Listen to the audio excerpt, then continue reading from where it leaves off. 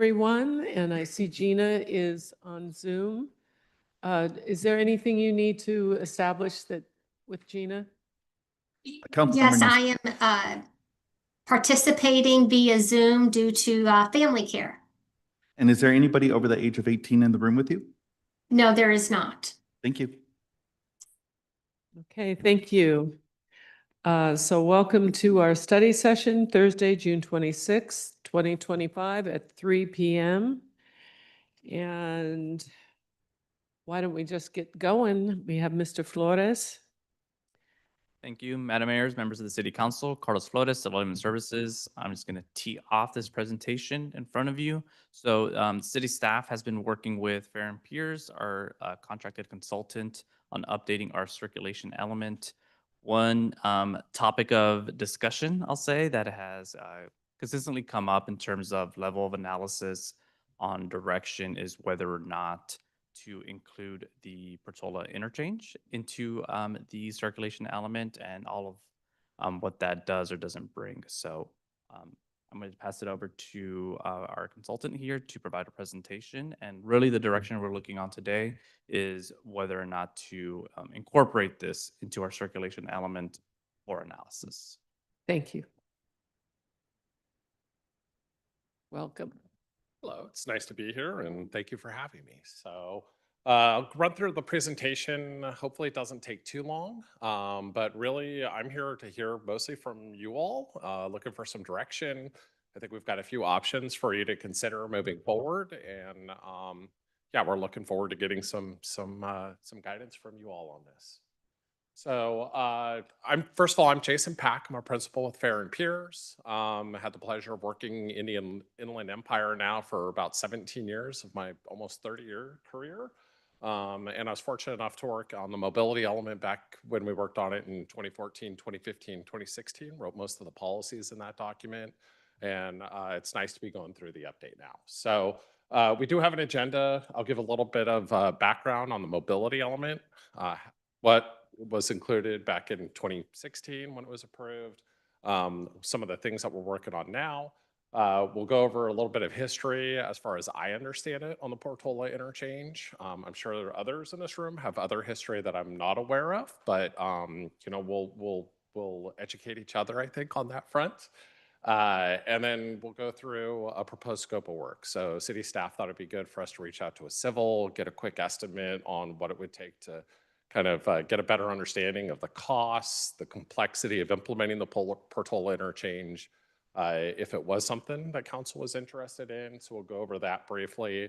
And then I do have a slide at the end for next steps as far as what we're looking at from council for guidance as it relates to the mobility element. Any questions before I get going? All right, and feel free to stop me at any time as well. So section 1, the mobility element background. So as I mentioned, the current general plan was adopted in 2016. Again, I was fortunate enough to work on the mobility element at that time. Recently, last year, city staff engaged in a contract with us to do an update just to the mobility element. There's a couple of key components that were necessitating that. So first was consistency that we were seeing when the mobility element cross sections were done, mostly for the roads.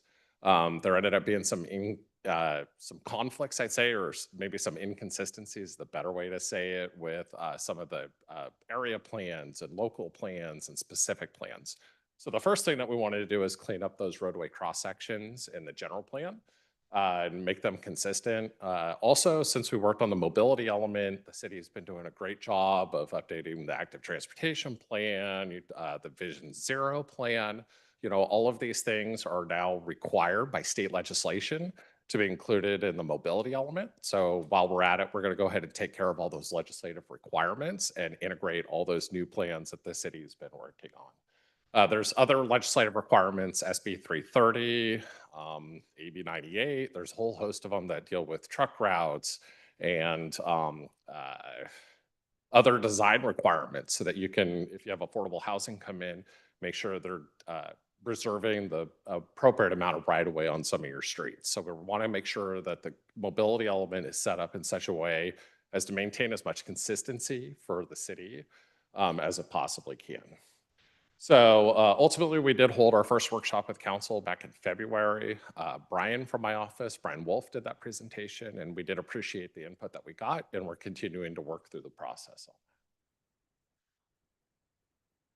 All right, so other just background on what's going on with the mobility element. So the current element does show the Portola Avenue interchange. What I have here is the graphic from the 2016, the existing general plan mobility element. It shows the Portola interchange. This is the truck routes map for designated truck routes. So this is just a depiction of what it looks like. We did circle Portola interchange. And then we're also aware that, actually staff made us aware that in 2024, council did pass a resolution basically seeking to deprioritize the Portola Road project, mostly because of a lack of funding at the state, federal level for some of these local roadways. Am I doing good so far? All right, so let's move on. So a little history as I understand it on the Portola interchange.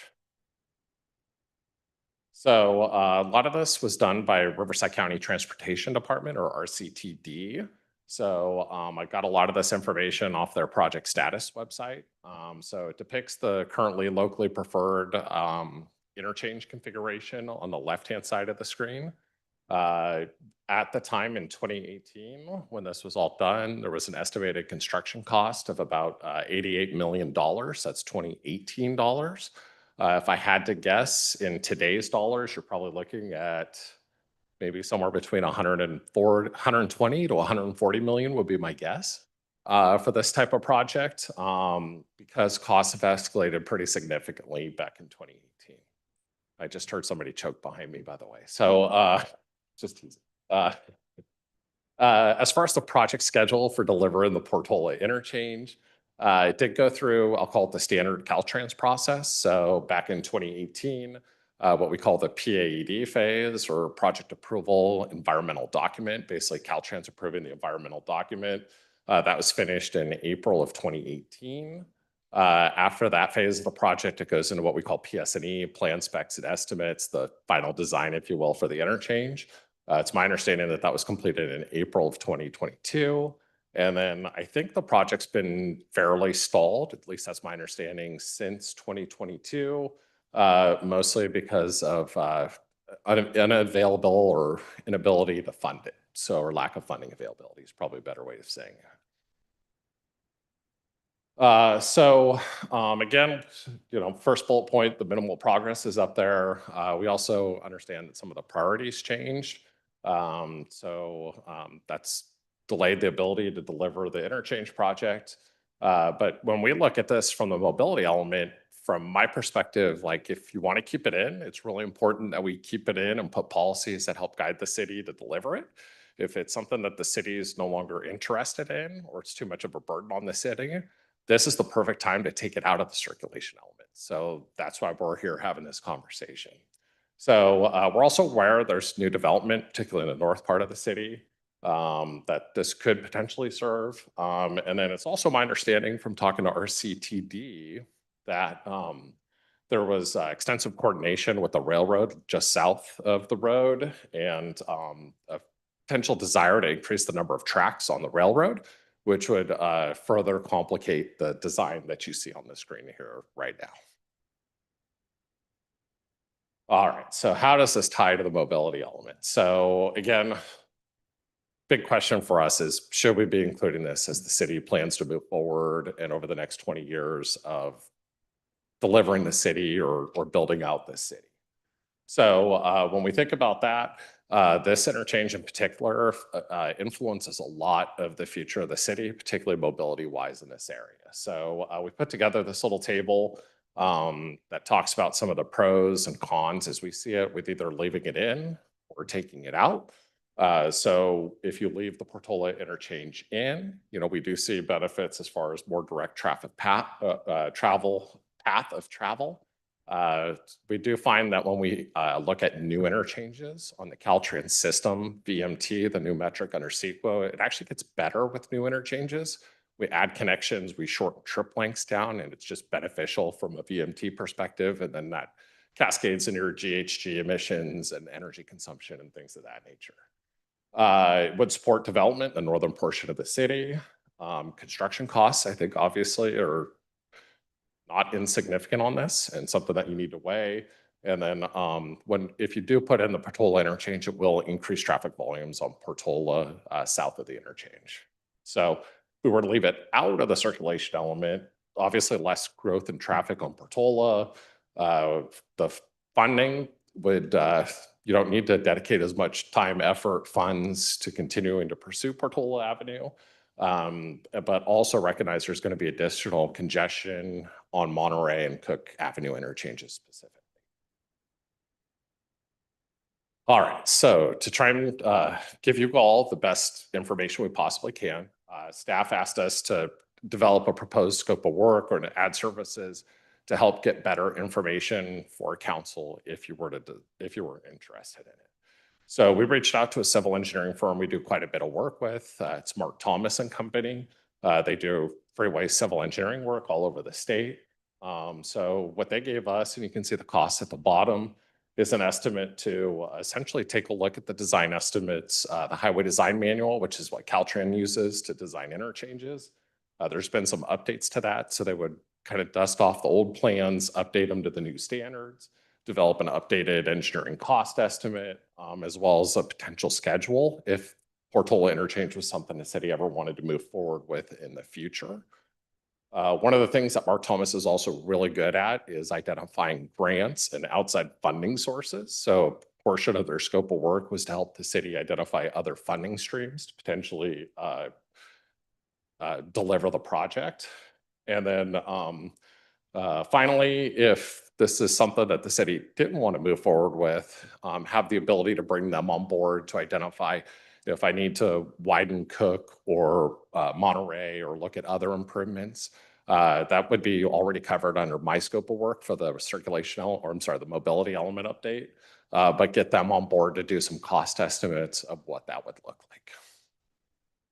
So I'll pause there. Any questions? I know I've gone through this pretty quick. We'd benefit if we go through the entirety and then let's have questions at that point. Okay, sounds good. So now I'm getting down to my last slides. So when we look at next steps, so this is my ask, if you will, of council. So what we're requesting is ultimately we need direction as to whether to keep it in the mobility element or take it out of the mobility element. We think this proposed scope of work, which I'll go back to before, whoops. Can you go back a couple slides?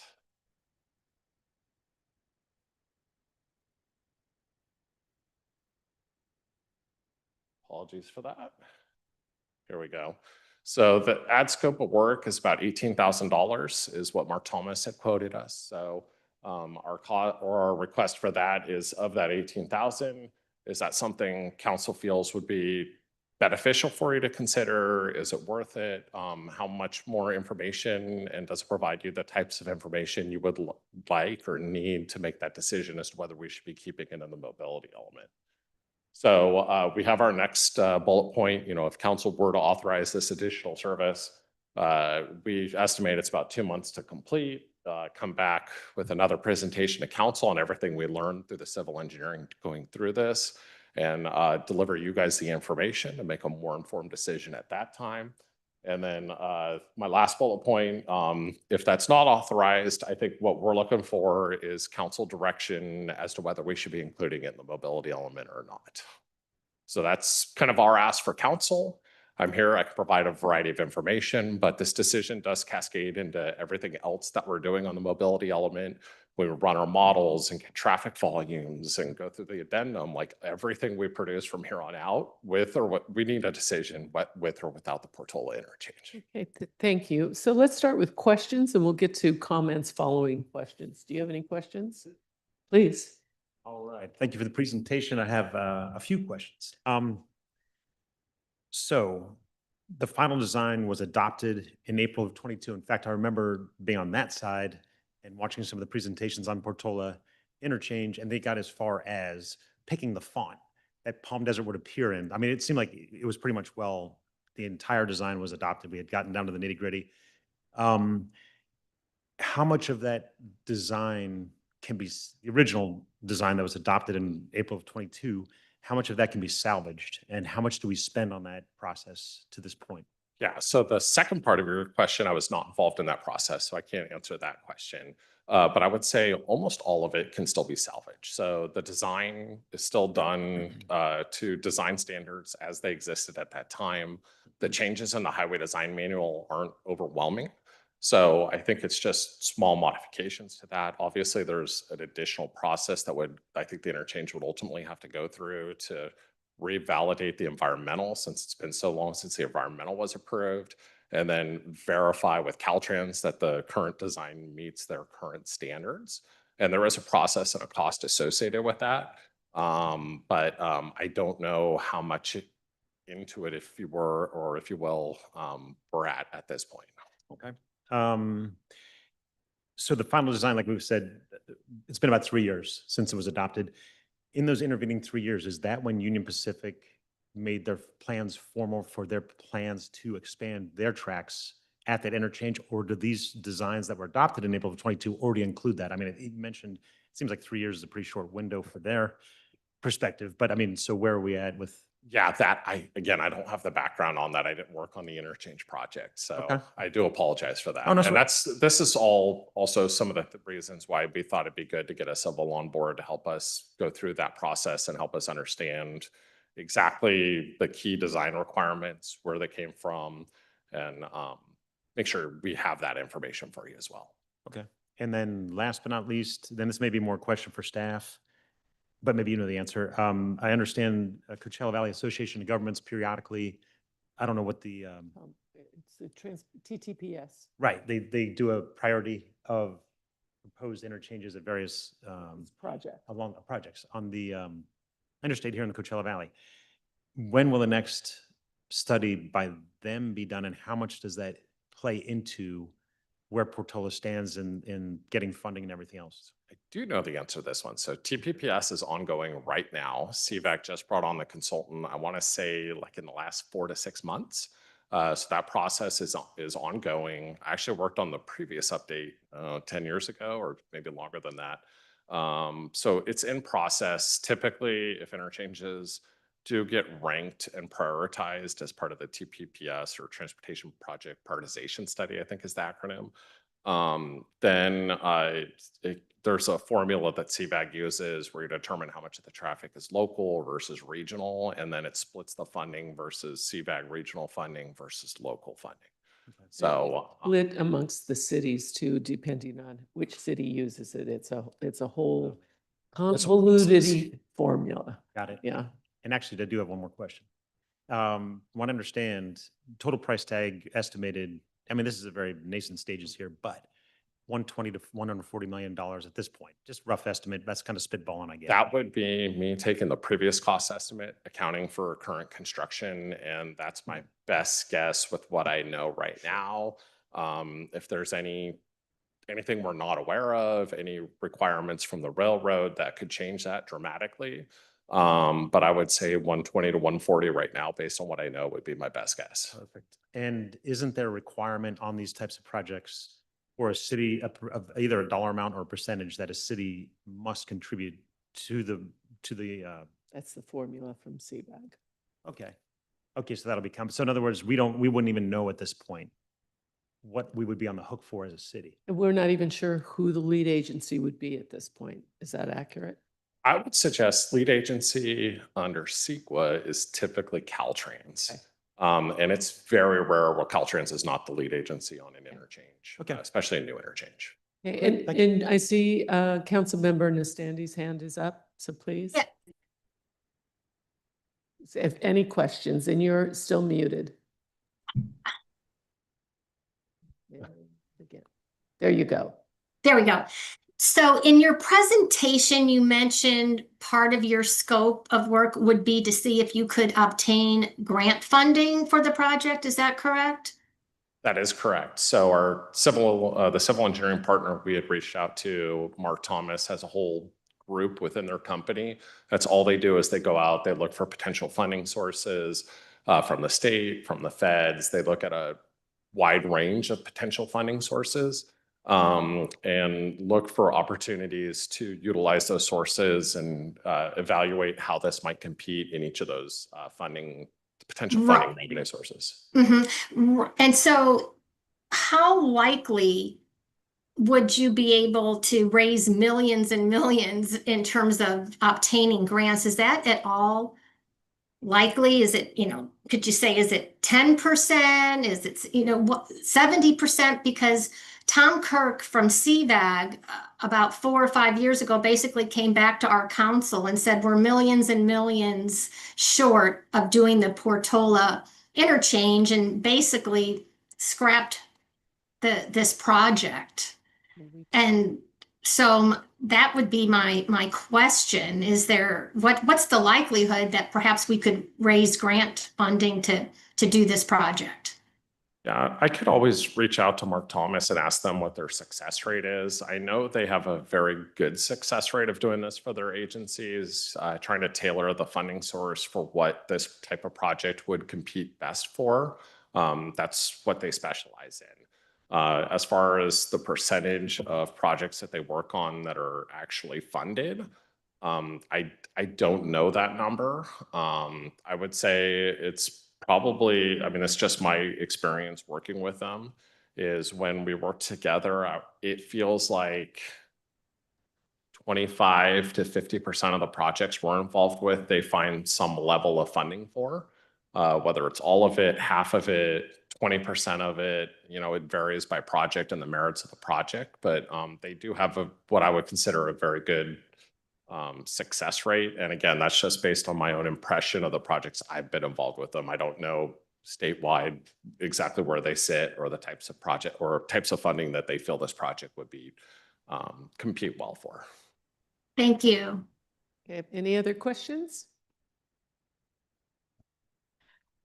My question for you is, have you heard of any of the ongoing discussions in the impact of replacing Measure A funds? If we make the long-term investment commitment to going to electric vehicles and we don't have gas tax funding, where a lot of these transportation projects were typically where we could say, oh, got it, we can look into the Measure A piggy bank. The projections or some of the discussion points were that it would be based on funding that through DMV with your registration, looking at miles driven to have some sort of equity of user versus access. Have you heard anything in terms of how that has progressed? Right now, it's still very hypothetical, and I think that weighs very heavily on our willingness to take a big risk if we could be looking at a consultant that found some funding, but it's only 15%.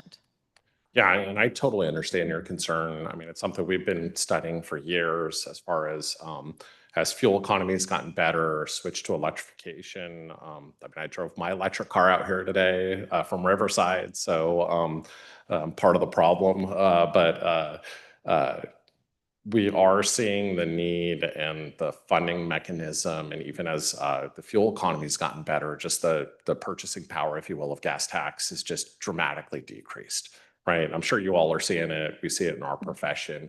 Obviously, the state is looking at ways to try and counteract that and looking at different opportunities. I do know the landscape is changing. I think today on NPR, I heard that some of the fuel economy standards in California have been essentially eliminated now, right, by the federal government. So maybe that's my long-winded way of saying it's a changing landscape.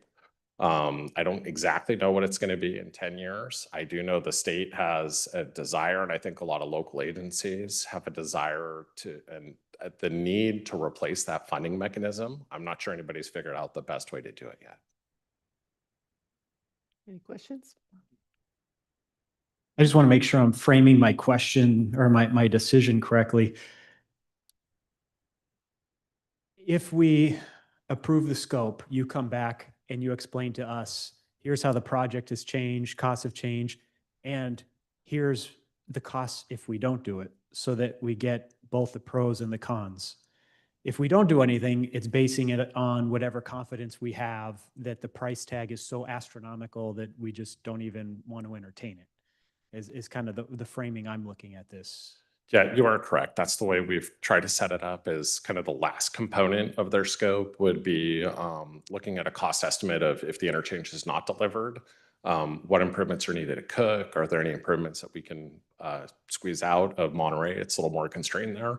But exactly what would it take primarily on those two roadways to serve the increase in demand when Portola is no longer there? So it sounds like you guys have started your initial look, saw that the council had made a determination, but have encountered new information that, you guys, the council might want to look at this and reaffirm or get more information and reevaluate.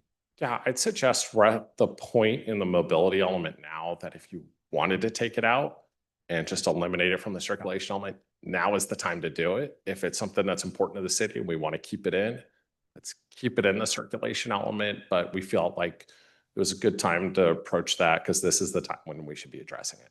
Oh, thank you. Are there any other questions? Gina's not. Okay, I'm going to add a little information, if I may, some little, the VMT is a big issue, and we are seeing it develop quickly because we understand that gas tax isn't the answer anymore. So the VMT is a big issue, and how you presented it in your matrix kind of showed how important it is. Previously, the Portola interchange was in the TTPS or TPPS, because there was so much residential planned. Then we hit a tough economic time, all of it stopped. And that was back more than a decade ago. So that's why we slowed down on that. Yes, UPS and Metrolink are both looking at and entertaining the additional track. So what we have may not be adequate in the design if there is an additional track added. So there will be some design dances going on. The other thing that had happened, because at one time Palm Desert recognized that Portola would be the last interchange, and as we've seen in all the other interchanges, there is design work that states the city. And we had worked with one of our local artists, Philip Smith, to come up with something that would create an exceptional design that would say this is the heart of the valley and this is Palm Desert. So there was work done on that. If we don't have a Portola interchange, then yes, there has to be additional work on Cook and on Monterey. We know the thousands of homes that have been put in there and that Rancho Mirage is put in, and we are already blocked up on Monterey, and we are seeing thousands of doors come in across that area. So and if Portola is not put in, then what we're doing is putting all the traffic on those east-west arterials, all of those feeders. And we are putting those on in our residential areas. And that will, in fact, create issues. So I think what we have to look at is it must be part of the mobility element update. How we fund it will remain to be seen. And I cite this because I think it's important for us all to remember. The Monroe interchange 2 years ago was $117 million. Today it is $177 million to do. So nothing's getting cheaper. Yes, it's going to be expensive, but that's how it works when you're building a city. And so we have to look at putting it in the mobility element update just so that we can plan for it. Whether or not we are able to get the funds because of the capacity issues that Sacramento has mandated, that there's no new capacity, those sorts of things, that will bring difficulty. But the fact is, we want it in the element to at least understand all the rest around it. If we get the funding, that's a wonderful thing. We're going to be looking for it. UP is not always easy to deal with. So we may see more, and if we get that train that we so want, that may increase some design costs as well. But for us not to have it in the mobility element, then we can't accommodate the rest that will be impacted by that interchange. And one of the things we have to think about is when Portola gets up here near Lincoln Elementary and near those schools, it's a very narrow street. So if we're looking at a mobility element, we have to figure out how we disperse that traffic off of Portola so it doesn't stay on Portola. So it's important just to understand and to put it in there so we can figure out solutions before we have big, hairy problems. So we can avoid some of those things. So I feel like my voice should go up at the end so I could make like that was a question, but I had no question. I wanted to add that, and that's, my feeling is, yes, we put it in there. We're going to have to, like with all construction projects, we've got to find a way to design and to fund. But we need to plan, and all good projects begin with a good plan. And that's what we're hoping for with the mobility element update. I think you make excellent points, Mayor. I think that just looking to include Cotino, where I think a lot of cities, we look at what our own growth is, and we know what we've got coming in North Palm Desert. Half of Monterey belongs to Rancho Mirage, but we still deal with 100% of the traffic that comes on our side of it. And we don't know at what point that very old, probably the oldest interchange in Palm Desert, that's probably the oldest bridge, at one point it will need work. It already is way overdue for work, in my opinion. And when we get to that point, we will need somewhere else to route all of that extra traffic. And whether, I think we need to at least have it in the plan so that when we decide to pull that lever, we're ready to go, instead of, we should have gone 20/20 hindsight, this isn't the place for it. And just to add, 10 years ago, they upgraded Monterey. They upgraded it, and it is already, behind.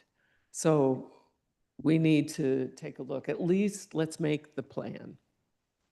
How we get there. I support that, Mayor. It makes perfect sense, and sounds like Councilmember Quintanilla also supports it. Am I correct? That is correct. Keeping it in the mobility plan? Yes. I concur. I concur. That was easy.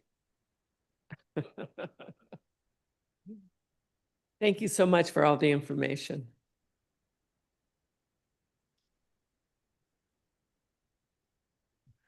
Okay, do we have any more, or is that's it, isn't it? It's just the interchange? That was That's the it? only item, Madam Mayor. That was the only item. Okay, so we will meet back at, we're back at 4 o'clock. Is that accurate? We're going into closed session, We're going into closed session. That's what I meant to say. Okay, and I have no public comment for closed session. thank you very much. Okay, we'll go into closed Okay. session, and we will be back out at 4 o'clock. And if we need to continue closed session items, we'll come back after.